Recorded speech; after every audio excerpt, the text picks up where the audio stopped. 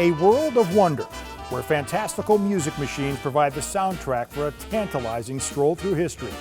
Vintage automobiles and memorabilia stimulate the senses around every chromed curve and corner. This is Inside Stalls.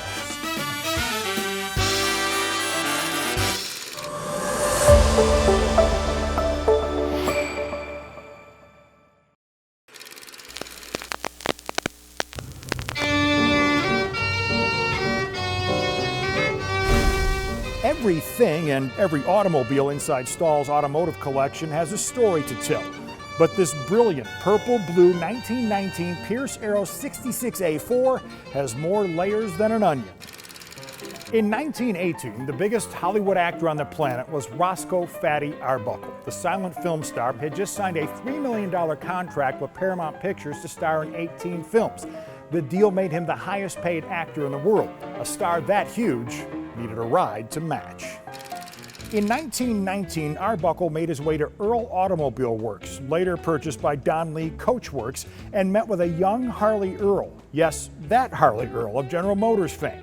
Harley and his father Jacob had designed two previous cars for Arbuckle, but this time Harley was on his own, and they set out to build the most extravagant vehicle of its time. The car that was produced bared no resemblance to any previous Pierce Arrow. In fact, it literally looked like nothing else on the road. The sheer size alone was massive, even by today's standards. It was built on a 147.5-inch chassis that cost $6,000. By comparison, you could purchase a Packard in full limo trim for less than the chassis alone. Moving this beautiful beast down the road required a significant power plant. The 825 cubic inch motor was the largest engine used in a production vehicle at the time, according to the Guinness Book of World Records. The T-Head 6 required 3 spark plugs per cylinder, and it made 100 horsepower, which in those days was hauling. To move a car this big down the road, you needed some wheels to match, and Fatty Arbuckle's Pierce Arrow had them. 38x7s crafted of meticulously honed teak and held on by, count them, 10 massive bolts. The car is equal parts history and mystery. It was rumored to only get 4 miles to the gallon. That much is true. Take that, electric cars. The massive cooling system held over 20 gallons of fluid. This baby, just like its owner, could drink. Fatty was known to enjoy an adult beverage or two. It was said the car contained hidden compartments underneath the floorboards to conceal bootlegged booze during Prohibition. I'm prepared to get to the bottom of that. Please, sir, step away from the car. Well, what are you talking? Wait a minute. Wait a minute.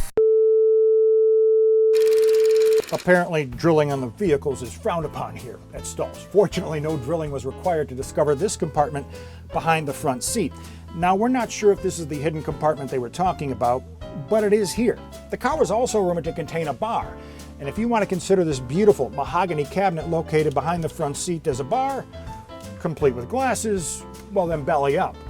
Oh, and if you need a smoke, we got you covered there too. Here's your light. Despite Arbuckle's affection for the Arrow, he wouldn't own it for long. In 1921, at the height of yellow journalism, he was charged with manslaughter following the death of a young Hollywood actress he'd associated with. He was tried on 3 separate occasions and eventually acquitted, but the damage to his career, reputation, and fortune was immense, and he was forced to sell the Arrow to cover his legal expenses.